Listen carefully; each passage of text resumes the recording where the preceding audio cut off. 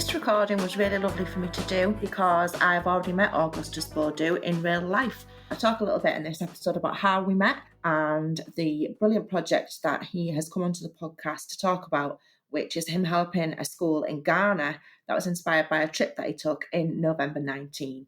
Have a listen and see what you think.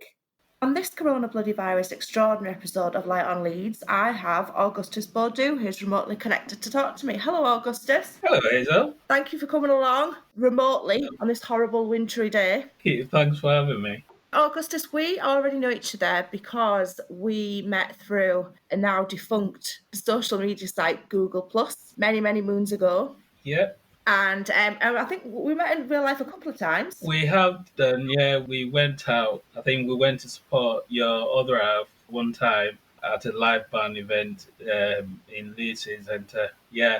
And apart from that, I think we met another time. I can't seem to remember when that was. But yeah, we have met a couple of times. Yeah, I thought Google Plus was a great way to... you tended to seem to meet up with people more on there than you do on other social media. It was, yeah. And I preferred that because not only are you able to write longer posts as compared to, say, Twitter, but you're also able to filter out your audience. Rather than posting to all your friends, you could pick up a group or out of your friends list and post to them. And some topics might be relevant to others than, So I really loved that about Google Plus. So it was a shame that Google decided to close it down. Yeah, I think so. Definitely, I think it definitely had a completely different feel to Facebook or Twitter or any of those others. Yeah, it was. And the group we were in together as well. I really loved the interactions that we used to have every day. Yeah, it always felt like, I suppose it sounds quite cliche, but it always felt like a sort of little separate family that we had on there, which I really liked. It did. I really enjoyed our mutual friend LD's post that he used to tag everyone in the morning, and we're all kind of like a big, small family, so to speak. And it was a good way to keep in touch, but also check up on everyone to make sure we're all doing well. So I really loved that about Google. Yeah, me too. Yeah, I think it's great to give LD Williams a shout. A couple of years ago, me and Will went to Brighton and we stopped off to see him on the way, so I got to meet him in real life as well, which was really lovely. Oh, that's great. Now you mentioned it, at the back end of 2019, I started a new job in Kent. And I messaged him and said to him, now I'm closer to your end, I'll try and come and see you. And that was in December, I think it was. And then January, February, coronavirus hit. It put a stop to, just like everything else. Yeah, oh no, what a shame. Yeah, so I've not been able to go and see him, but it's something that I would really love to. Yeah, on our list for the future, like so many things have to be these days. Yeah, definitely. So, Augustus, you've come along to talk to me about a project that's very close to your heart. Can you explain to me what it is and how you got involved? Yeah, so it's about a school in Ghana. To start from the beginning, in November in 2019, I took a trip to Ghana in West Africa. For those who don't know where Ghana is, Many people confuse Ghana and Guyana sometimes. And so I went to Ghana, and my extended family, some of them live in the eastern part of Ghana.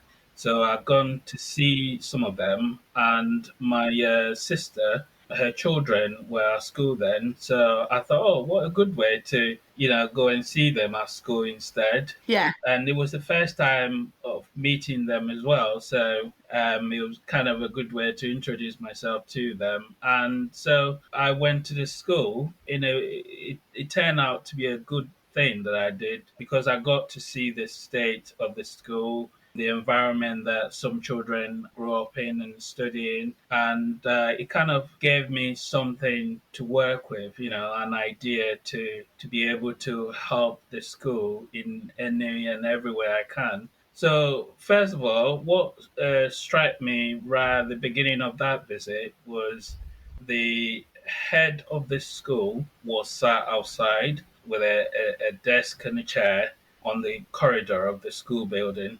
To be able, because it was still school was still in session, I had to ask her permission to be able to see the children. Yeah. So whilst we got talking, she did mention that the school building had been replaced by an NGO, a non-governmental organization, not some years back. Just to clarify, so an NGO, is that like when we have schools here that are taken over by a commercial business? No, so back there, an NGO is you say a charity, so a charitable organization, yeah, and you get different charitable organizations there that do different projects. Some do school building projects, some do health clinic projects and stuff like that. So yeah, one of them had taken it upon themselves and managed to replace the school building for them. But what was lacking was there was no office space for the headmistress at all, which And that's why she was sat in the corridor. definitely, yeah, that's why she was sat there. Yeah. So when we got talking, and the first thing I said to her was, I would like to be able to help, but what can I do, that will benefit not just you, but the whole school? And she said to me, an office space will be a good start, to be able to keep the kids' school records and everything in a safe, locked room. Yeah, of course. Yeah. So, and that's something that I was keen and eager to help with. So when I came back to UK, I started, putting my financial arrangements in order to be able to set aside something every month to be able to help. So we have managed to build an office, a small office attached to the school building. It's not Yeah, that's Yeah, brilliant. it's not completed. And I've also managed to source 30 desktop computers because it started with an office block. And now I want to be able to provide a library for the school as well. Yeah. All these ideas made it necessary. I will look into fundraising, which is something I had never done before. In the past, I've been able to donate to other people's fundraising, but to set up one for myself, I didn't actually know how to go about it. So Yeah, you have to start from yeah, scratch. definitely. So about nearly a couple of weeks ago, I was talking to my wife, and she said, "Yeah, it's a very good idea." So one Sunday morning, I set up this fundraising account with GoFundMe, and the response has been very good. Yeah, That's great. And have you just advertised that on social media and things like that? I have. Yeah, so I've tried to share to a good number of friends as possible, and I've encouraged everyone to be able to share it. So I've shared it on Twitter, I've shared it on Facebook, Instagram as well, and some of my friends who have more followers than I do, because I don't tend to use social media very much. I've encouraged them to share it as well, and some of them have done that. That's brilliant. And how do you go about? So you said you've already managed. You sort of halfway through building this office for the head teacher, and you've managed to source his computers. Has it been difficult for you to sort of like how are you communicating with people in Ghana to get these things done? Is that quite difficult?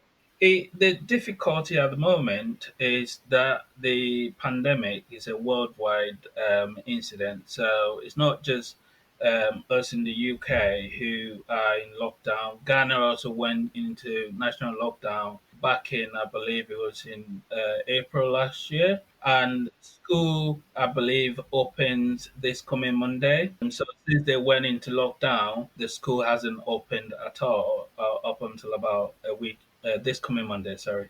So it's been difficult to get in contact with the head of the school. Plus, the structure of organizational structures that we're used to in the UK is not the same. It's difficult to get things, working in places like that. But also because I'm trying to coordinate these things from, you know, how many thousand miles away. So it's been difficult, but I've got a good group of friends there who are reliable, who are kind of leading the project there, and whatever I get, I send to them. Not just that as well, I've also started collecting used clothes, which I believe will help not just the children, but the adults in the village where the school is located as well. So I've got a few boxes of used clothes and shoes that when I can, I will send them. And so, obviously, on top of all of this great work that you're doing, you're also living through the pandemic yourself, and you have children.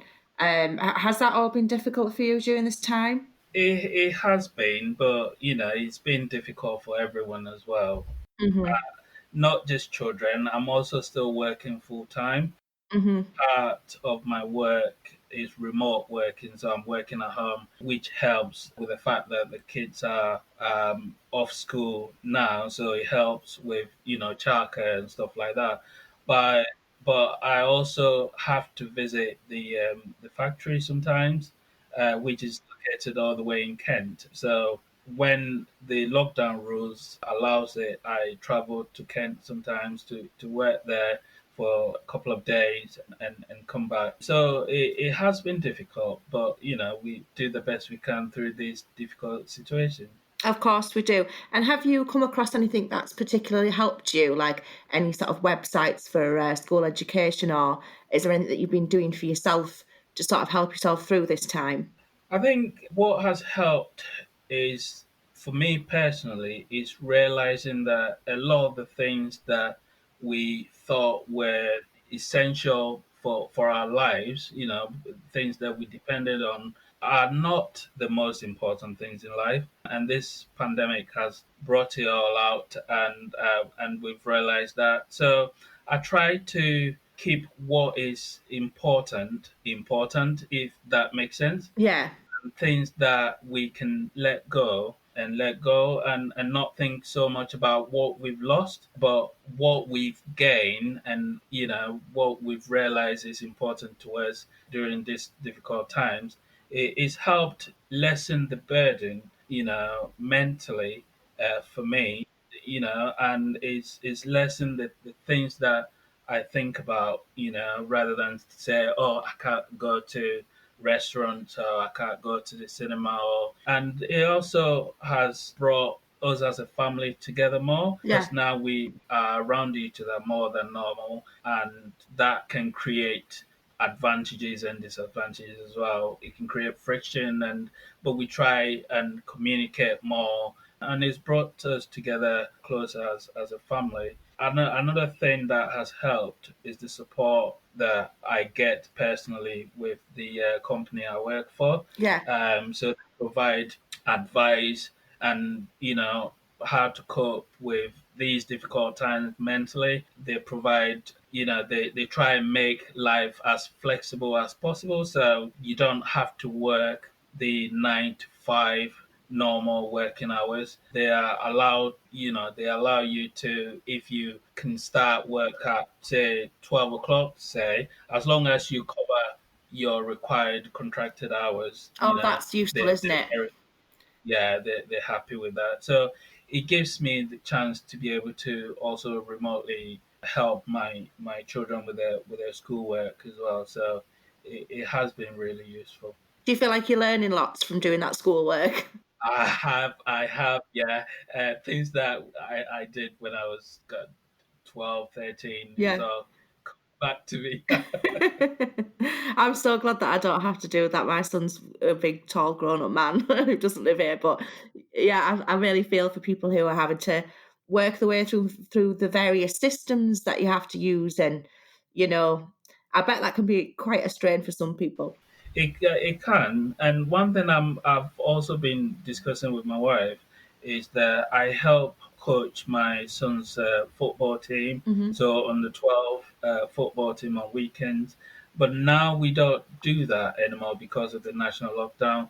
What I suggested to my wife was to kind of organize like a homework group for my son's football team, because they're all the same age group, Yeah, and so they're kind of learning the same things at school. So if I could organize like a maths classes, to help them, catch up with some of the things, because not every parent has the time to be able to help with the kids' school work. But not just that, not every parent understand their kids' school work. yeah, exactly. So yeah, so it's something that I'm planning on doing. Set up like a Zoom classes maybe an hour a week to help the children with those that need support with, stuff like mathematics, especially. Yeah, I think that's a great idea. I bet they'll all be very pleased to have it, and I bet the parents will be pleased too. Yeah, yeah, I hope so. So, Augustus, can I ask you, have you always lived in Leeds? I have lived most of my life in Leeds. I used to live in Bradford, Ah, not too far away. not too far away. Yeah, I went to Bradford University initially, so I used to live in Bradford. I moved to Leeds in 2007 when I met my other half, and since then I've lived in Leeds. Yeah. So you're definitely qualified if you lived here since 2007 to answer the three questions that I always ask my guests. So the first question is, what would you say is something that is great about the city of Leeds? I think what I like most about Leeds is that everything you need or everything you will want is within Leeds. And so, like I said earlier, I used to live in Bradford and we used to come to Leeds, for nightlife and stuff like that. But moving to Leeds kind of made me realize that, you don't need to go outside Leeds to get anything, from Leeds. You can get everything here. So, we've got all our universities and all the cinemas and restaurants that are popular in big cities. We've got it here. Yeah, We're not too far away from the coast. So we've got Scarborough and the rest not far off. yeah, Not too far from the countryside either. So if you are into nature walks, which I tend to do whenever I can, you can do that. But also Leeds is also a city, so you can get the city lifestyle if that's what you want. So that's one of the big advantages we've got as Leeds citizens. yeah, great answer, perfectly placed. And if you had to think of something that you think is not so great about the city, what would you say? Oh, I hate Ring Road. I don't like the ring road at all. The fact that if you go the wrong way once, then you have to go around the whole of the city center to come back to your Yeah, side. That's one that I hate to at least, but it's only a small thing. We'll let it I off for know, that. I know.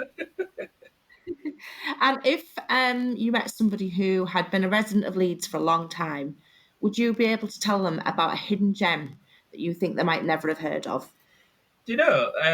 Now you've mentioned it, I think from personal experience, one thing I didn't know, because I took a trip to London a couple of years ago, and we went on a boat ride on the river, and I came back talking about the experience we've had and stuff like that, and my wife went, "Did you know we've got boat taxis in Leeds?" And I was like, "No, where?"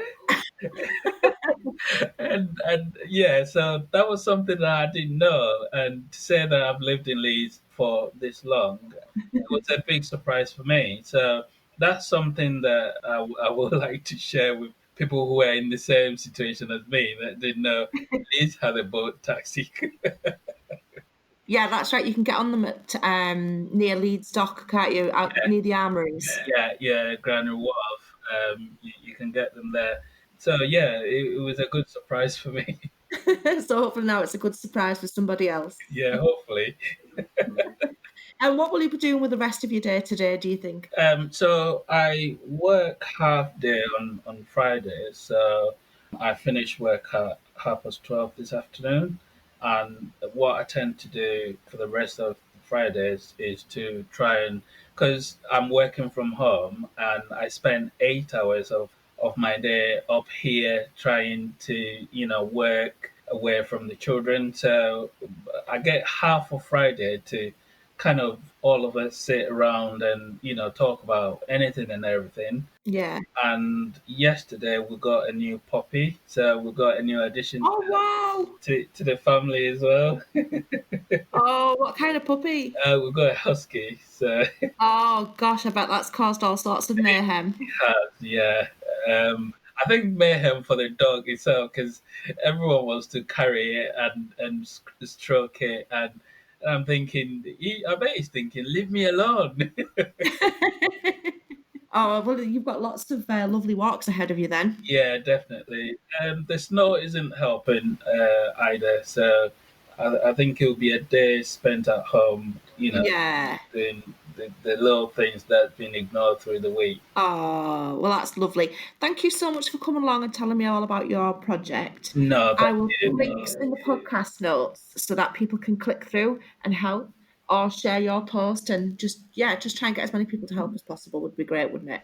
Thank you for having me on, Hazel. It's been a good experience. It's my first time being on a podcast as well, so Oh, well, I'm glad it was a nice experience it has been a nice experience. Yeah, thank you. and nice to catch up with you too. Yeah, nice talking to you again. I might get to see you again in real life at one point in the future. We don't know when yet, but Hopefully, maybe.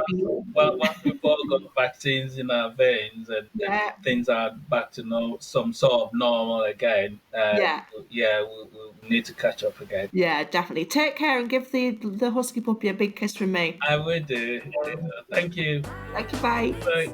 What's happening in this great city? Light on Leeds, we'll tell you. Wait a minute. Light on Leeds.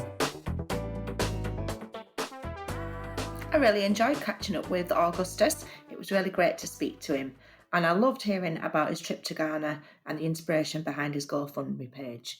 There'll be links in the podcast notes so that you can click and join in. The featured band on this episode is Introspective. They're a great new Leeds band, and this is their fantastic track, Monochrome. Go and have a listen. Who's that girl, 9 o'clock? I must have missed her. None of my business, but the eyewitness says she's a serial kisser. I don't watch Netflix anymore. And now we got time to kill. Let's get out of this flat. Oh, you know, I like it when you talk like that. But do you like it when I talk like that? I guess I ain't feeling it. Yeah, you're on every shirt I own. Your text still left on my phone. And I guess I can't deal with it. It's nothing personal. My house is no longer your home.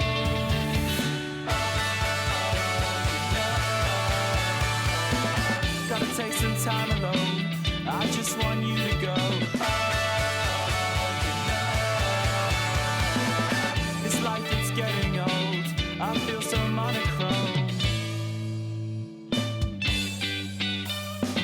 Stop spilling sours on my shirt. You're about to hurl. Stop messing with the best man. That's not the plan, girl. That's not the plan, girl. I know you say you don't like to brag, so why you tell your friends or the guys that you shag?